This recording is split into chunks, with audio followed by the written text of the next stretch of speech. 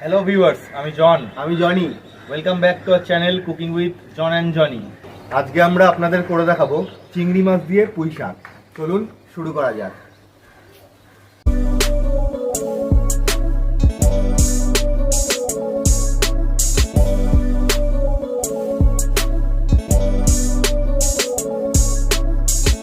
Viewers, পুঁই চিংড়ি করতে আমাদের লাগছে পুঁই শাক। পুঁই শাকগুলোকে একটু দেখুন, ডাটাগুলোকে একটু ছোটো ছোটো করে কেটে নিয়েছি, পাতাগুলো একটু মাঝারি ছোটো মিলিয়ে কাটা আছে। আর লাগছে চিংড়ি মাছ, 500 গ্রাম মতো চিংড়ি মাছ আছে, আলু, কুমড়ো, কাঁচা লঙ্কা, লাগছে বেগুন, নুন, জিরে গুঁড়ো, ফোড়নে দেওয়ার জন্য 5 ফোড়ন, হলুদ গুঁড়ো, লঙ্কা গুঁড়ো, আর রান্নার জন্য আমাদের লাগবে সরষের তেল। কড়াইতে দিয়ে দিচ্ছি সরষের তেল। প্রথমে আমরা চিংড়ি মাছগুলোকে ভালো করে ভেজে নেব।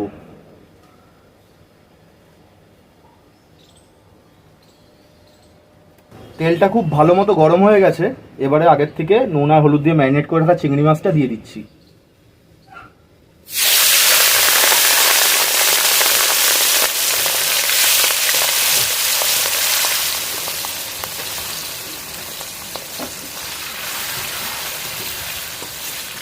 একটু হালকা করে আমরা চিংড়ি মাছটাকে ভেজে নেব। চিংড়ি মাছগুলো হালকা করে ভেজে নিয়েছি, এবারে একটা বাটিতে তুলে রেখে দিচ্ছি।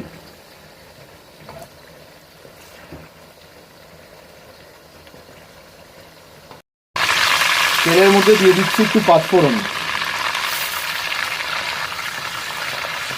10-12 সেকেন্ড ভালো করে নাড়াচাড়া করে নেব, ফোড়নটার থেকে একটা সুন্দর গন্ধ বের হওয়া পর্যন্ত। সুন্দর একটা গন্ধ বেরিয়েছে ফোড়নটার থেকে। এবারে আমরা দিয়ে দিচ্ছি কেটে রাখা আলু।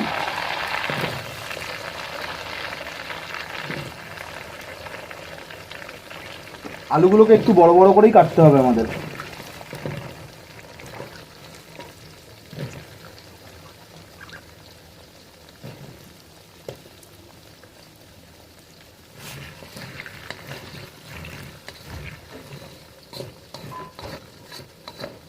আলুগুলো যতক্ষণ না পর্যন্ত অর্ধেক সিদ্ধ হয়ে যায় ততক্ষণ পর্যন্ত আমাদের নাড়াচাড়া করে ভেজে নিতে হবে।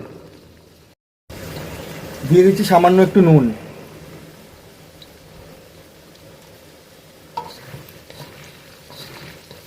আর দেব একটু হলুদ।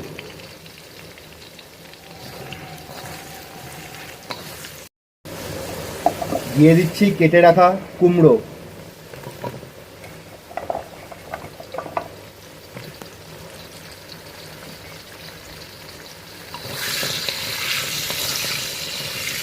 মানে একটু নুন দিতে হবে স্যার।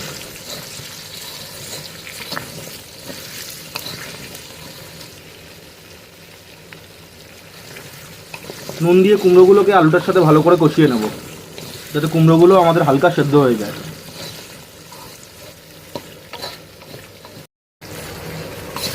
কুমড়োর আলুটা আমাদের ভাজা ভাজা হয়ে গেছে। এবারে আমরা দিয়ে দিচ্ছি বেগুন।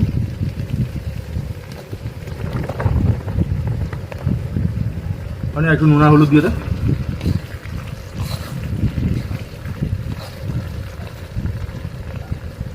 একটু হলুদ,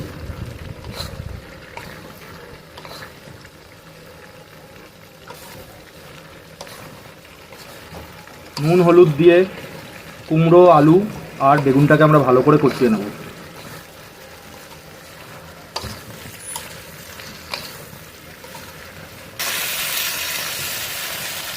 সবজিগুলো ভালো করে কষানো হচ্ছে। আমরা এটাকে একটু ঢাকা দিয়ে কষিয়ে নেবো যাতে তাড়াতাড়ি সেদ্ধ হয়ে যায়।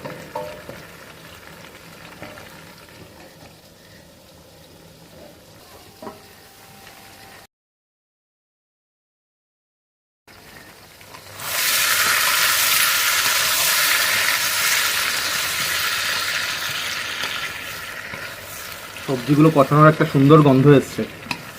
এবারে এক এক করে আমরা মশলাগুলো দিয়ে দেবো। হলুদ গুঁড়ো আর একটু লাগবে মনে হয়, ব্যাস।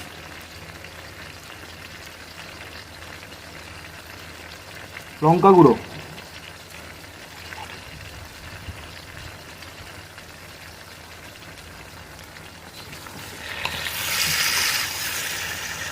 জিরে গুঁড়ো,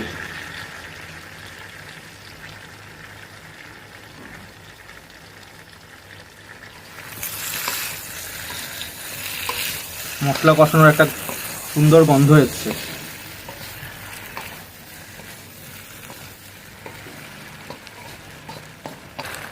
সবজিগুলো আমাদের ভালো করে কষানো হয়ে গেছে।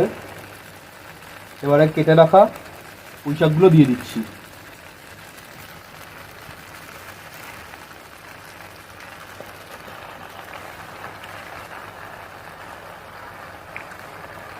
দেখতে অনেকটা লাগছে, সিদ্ধ হওয়ার পর এটা অর্ধেকেরও কম হয়ে যাবে। হালকা নাড়াচাড়া করে নিতে হবে। কারণ একটু নুন দে তো।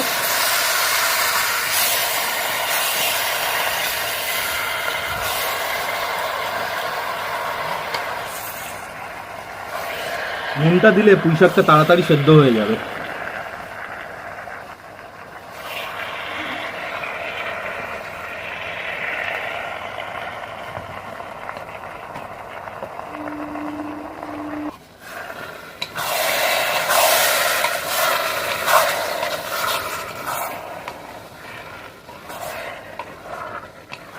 আমাদের পাতাগুলোর দিকে একটু জল ছেড়েছে। সবজিগুলো ভালো করে কষাতে হবে।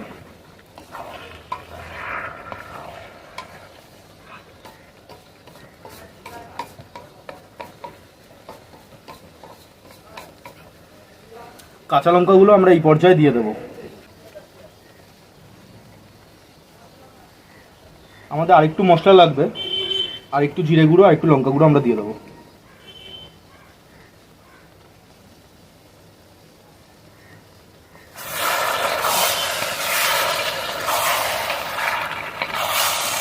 আমাদের সবজিগুলো ভালোভাবে সেদ্ধ হচ্ছে। পুঁই শাকটা দিয়ে ভালো পরিমাণে জল বেরিয়েছে।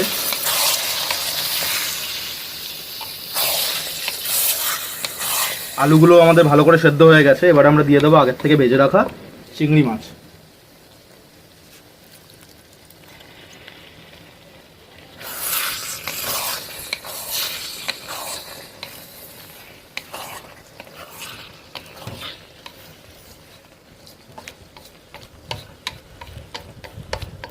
পাঁচ মিনিটের জন্য ঢাকা দিয়ে রেখে দেবো।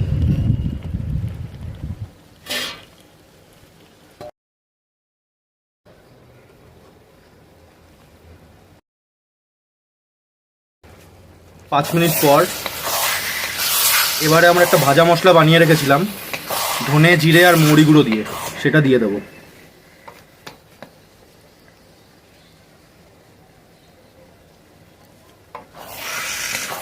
4-5 মিনিট নাড়াচাড়া করে আমরা নামিয়ে দেবো। ভাজা মশলাটা দেওয়ার সাথে সাথেই বন্ধুরা খুব সুন্দর একটা গন্ধ বেরিয়েছে। এবারে আর ঢাকা দেবো না, এবারে ঢাকা ছাড়াই আমরা 5-7 মিনিট নাড়াচাড়া করে নামিয়ে দেবো। পুঁই শাকটা আমাদের হয়ে গেছে, এবারে আমরা নামিয়ে দেবো।